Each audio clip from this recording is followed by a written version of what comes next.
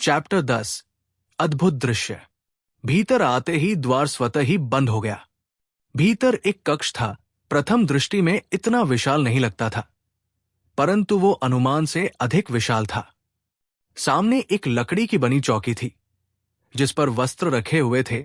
उसी के पास एक पारदर्शी यंत्र था, जिसमें दो शंकु के आकार विपरीत आकार में जुड़े हुए थे। दोनों के बड़े मुख बाहर की ओर थे एवं बंद थे। नीले रंग का रेत के समान पदार्थ भरा हुआ था।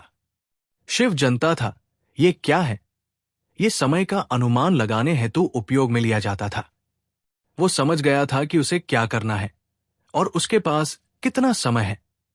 रेत के समान वो पदार्थ नीचे वाले भाग में तेजी से भर रहा था, परंतु शिव ने उससे भी तेजी से वस्त्र धारण कर लिया। शीघ्र ही उस पदार्थ के गुरुत्वाकर्षण के कारण नीचे आ जाने के पश्चात एक और द्वार उपस्थित हो गया। यहां श्वेत प्रकाश था एवं वो कक्ष बेलनकार था, जो कि ऊपर से वक्राकार था। श्वेत रंग से वो लेपित था। शिव ने उसमें प्रवेश किया। मुकुट उसके हाथ में था। भीतर एक आसन रखा हुआ था। शिव उस पर जाकर बैठ गया। उसने मुकुट को मस्तक पर धारण किया और अपनी आंखें बंद कर ली, जैसा कि उसे विश्वकर्मा ने कहा था। उसने अपनी हृदय गति को अनुभव किया। ये उस कक्ष का ही प्रभाव था। तुरंत ही बहुत सारे दृश्य उसकी आंखों के समक्ष तेजी से विचरण करने लगे। कई सारे चित्र थे, कुछ देखे और कुछ अनदेखे प्रतीत हो रहे थे। तेज गति से वो विचरण कर रहे थे। सभी एक चित्र पर आकार वो शांत हो गए।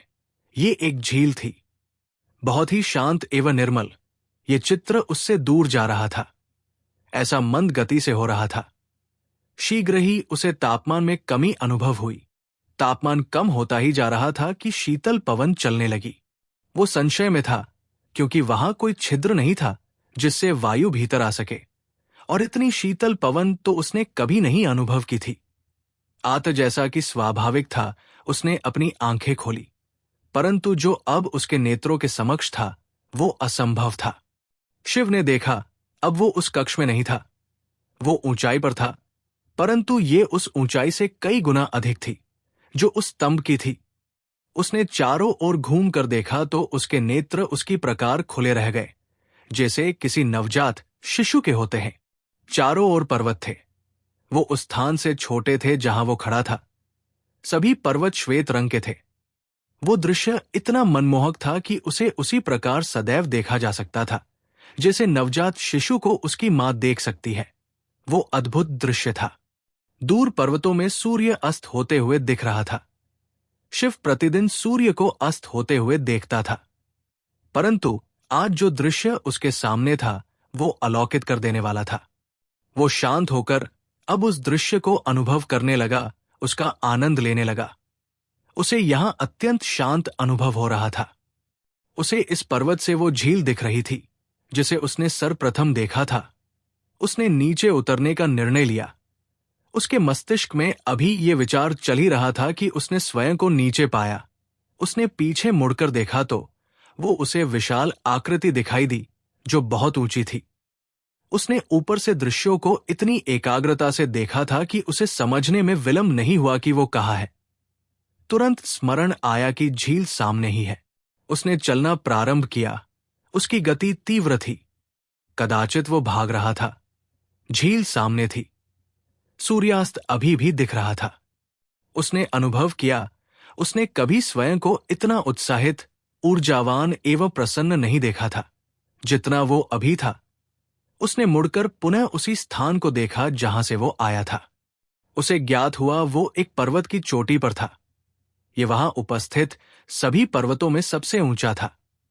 ये सभी पर्वतों के मध्य उसी प्रकार सुशोभित हो रहा था जैसे आकाश में तारों के मध्य चंद्रदेव सुशोभित होते हैं। वो पर्वत पूर्णतया श्वेत था।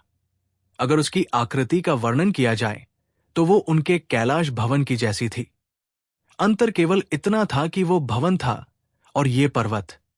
अधिकांशतः हम उन वस्तुओं की ओर आकर्षित होते हैं जो हमारी कल्पनाओं में होती है और हमारे समक्ष आ जाती है। यदि कोई भोजन करता है तो स्वाभाविक है कि उसे अपनी माता का स्मरण होता है, क्योंकि सर्वप्रथम वही से उसे भोजन ग्रहण करने का ज्ञान प्राप्त हुआ है। प्रेम में पड़ा हुआ प्रकृति की प्रत्येक वस्तु में अपनी प्रियतमा को देखता है। नन्हा बालक हर वस्तु को अपना खिलौना समझता है। संतानों से दूर पिता को सभी संतानों में स्वयं की संतान दिखती है। हम प्रत्येक वस्तु को उसी प्रकार देखते हैं जिस प्रकार वो हमारे मस्तिष्क में संरक्षित होती है। कदाचित किसी प्रकार शिव से भी ये दृश्य जुड़ा हुआ था। वह चारों ओर दृश्य देखने में व्यस्त था कि उसे झील के और पास जाने का विचार आया। वो झील के पास चल दिया। उसे एक शिला दिखाई दी जो झील थोड़ी से ऊपर उठी हुई थी। वो उस शिला पर बैठ गया। अब उसके पैर झील के अंदर थे। झील का जल शीतल था, अत्यधिक शीतल था। ये शीतलता उसके पैरों से होती हुई उसके संपूर्ण शरीर में जा रही थी। इतना शीतल जल उसने कभी अनुभव नहीं किया था। कैलाश के जल में शीतलता थी, परंतु इतनी शीतल तो पावनी नदी का जल भी नहीं था। आकाश में पक्षियों का झुंड उड़ता जा रहा था। एक के पीछे बाकी पक्षी तीर की जैसी आकृति बनाकर उड़ रहे थे, जैसे कि आगे वाला उन सबका नेतृत्व कर रहा हो। इतनी शीतल वायु में उड़ने के लिए निश्चित ही उनमें कोई विशेष गुण होगा, ऐसा वो सोच रहा था। श्याम वर्ण के मेंघ उस स्थान पर आने के लिए लालायत थे। शीतल पावन उन्हें उसी प्रकार उड़ा रही थी जिस प्रकार वायु ग्रीष्म ऋतु में सूखे पत्तों को उड़ाती है। शीतल पवन शरीर के भीतर एक विद्युत की भांति प्रवाह उत्पन्न कर रही थी। प्रकाश की किरणें दूर पर्वतों से टकराकर उसी प्रकार प्रकाश उत्पन्न कर रही थी जैसे कि किसी कक्ष में मणियां बिखरी हुई हो और प्रकाश से कक्ष को आलोकित कर रही हो। वो दूर दूर तक कोई वृक्ष नहीं थे। कदाचित उस जलवायु में उनका जीवन उतना सरल नहीं था। भूमि भी पथरीली थी। पौधों की जड़ें उन्हें नहीं भेद सकती थी। झील के छोर पर बैठे हुए उस पर्वत को देखते हुए, जो कि अस्त होते हुए सूर्य के प्रकाश से और भी मनमोहक हो गया था। उसके एक और अस्त होता हुआ सूर्य था तो दूसरी और उदय होता हुआ चंद्रमा था, परंतु ये उतना विशाल नहीं था जितना वो रात्रि में कैलाश में देखता था। झील का जल इतना पवित्र और स्वच्छ दिखाई दे रहा था जितना उसने आज से पहले नहीं देखा था। कैलाश में पावनी नदी थी, परंतु वो भी इतनी विशाल नहीं थी जितनी ये झील थी। दूर तक वो तट को उतना ही सरलता से देख पा रहा था जितना कि दर्पण में दिखाई देता है। देखते देखते वो अपने पैरों को देखने लगा। वो विचित्र थे। ऐसा नहीं प्रतीत हो रहा था कि वो उसके हैं। उसने थोड़ा झुककर स्वयं को झील में देखना चाहा। झील में देखने पर उसे कुछ विचित्र ही दिखाई दिया। वहां उसका स्वयं का प्रतिबिंब नहीं था। जो झील में था वो कोई और था। उसके केश अधिक बड़े थे, शिव से तो कई अधिक बड़े। ये मुख उसे प्रथम समय नहीं दिखा था। वो उसे देख चुका था। ये वही था जो उस दिन दर्पण में दिखाई दिया था। चाहे शिव का उस दिन का भय अभी पूर्णतया समाप्त नहीं हुआ था, अभी भी उसके नेत्र बंद थे। शिव उनके खुलने की प्रतीक्षा नहीं करना चाहता था। जो दृश्य अभी तक उसके मन को शांत कर रहा था, वो ही अब उसे विचलित करने लग गया था। उसने अपने नेत्र बंद कर लिए। उसका हृदय तीव्र गति से होने लगा था। कुछ क्षण हुए कि उसने अनुभव किया वो शीतलता अब समाप्त हो चुकी थी। सब शांत हो गया था। न पवन का शोर था, नहीं उसकी शीतलता। उसने अपने नेत्रों को खोला तो उसने देखा उसके समक्ष अब कुछ नहीं था। वही श्वेत प्रकाश था और मुकुट उसके हाथ में था, जो कि कदाचित उसने भय के कारण उतार लिया था। वो वहां से नीचे आ गया। नंदी एवं विश्वकर्मा उसकी प्रतीक्षा कर रहे थे। उसने शीघ्रता से विश्वकर्मा को प्रणाम कर वहां से चला गया। विश्वकर्मा से वो प्रभावित था। उनसे वो बहुत सी बातें करना चाहता था, परंतु वर्तमान स्थिति में वो ये नहीं कर सकता था। अतः उसने वहां से जाने का निर्णय लिया। यही तो विचित्र संयोग होता है कि हम नहीं जानते किससे हमारी भेंट प्रथम है और किससे अंतिम। कई क्षणिक लोग भी भविष्य में हमारे जीवन का दीर्घकालीन भाग बन जाते हैं और कई दीर्घकालीन समय तक साथ रहे जन भी क्षणिक हो जाते हैं। इसका ज्ञान शिव को अभी होना बाकी था। रात्रि में नंदी को उसने पूरा वृतांत सुनाया। देर रात्रि वो वार्तालाप करते रहे। कुछ दिनों से शिव अब नंदी से और अधिक वार्तालाप करने लगा था, और अब पूर्व की भांति वो अपने हृदय में न रखकर उसे बता दिया करता था। कक्ष में घटित हुई घटना को नंदी ने शिव के भीतर के विचार न मानकर केवल एक संयोग बताया। अब हमें विश्राम कर लेना चाहिए नंदी, रात्रि अधिक हो चुकी है। हाँ, और उत्सव में भी कुछ ही समय शेष है। कल बहुत कार्य होंगे। मैं एक बात तुम्हें स्पष्ट बता देता हूं नंदी, पूरे उत्सव में तुम मेरे साथ रहोगे। मैं तुम्हें किसी भी कार्य से कहीं जाने नहीं दूंगा। अवश्य, मैं आपके साथ ही रहूंगा, नंदी ने उत्तर दिया। रुद्र मंदिर के पास एक जैसे एक नया नगर बस गया था। सभी के निवास के लिए भिन्न भिन्न व्यवस्था की गई थी। प्रत्येक नगर के जनों के लिए अलग अलग व्यवस्था थी। उनके लिए अस्थायी निवास बनाए गए थे। सभी शुंडाकार आकृति के थे। हर भवन के आगे उसमें रहने वाले अतिथियों के नाम लिखे थे।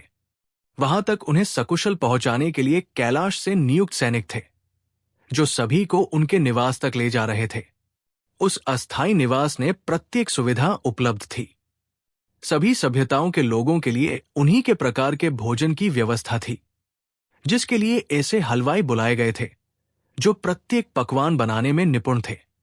अतिथियों को किसी प्रकार का कष्ट न हो, इस बात का पूर्णतया ध्यान रखा गया था। कृत्रिम प्रकाश से आलोकित वो स्थान इस समय पृथ्वी का सबसे सुंदर स्थान लग रहा था। अगले दिन प्रातः होने वाले कार्यक्रम की पूरी व्यवस्था कर ली गई थी। प्रातः रुद्र पूजन होना था तथा उसके पश्चात सभी अपनी संस्कृति के कुछ अंश वहां प्रस्तुत करने वाले थे। अलग अलग प्रजाति के लोग वहां विचरण करते दिख रहे थे। सभी का रंग एवं स्वरूप एक दूसरे से भिन्न था। कोई श्वेत वर्ण का था, कोई श्याम वर्ण का था, कोई लाल एवं कोई गहरे आकाश की तरह नीला, किसी का वर्ण पीला था तो कोई हरे रंग का था। सभी की शारीरिक संरचना भी भिन्न थी। कोई 2 तो कोई 4, 8 हाथ वाला था। किसी के मस्तक पर सींग थे, किसी के दांत बहुत बड़े थे तो किसी के नख। कोई शांत स्वभाव का लगता था तो कोई क्रोधी।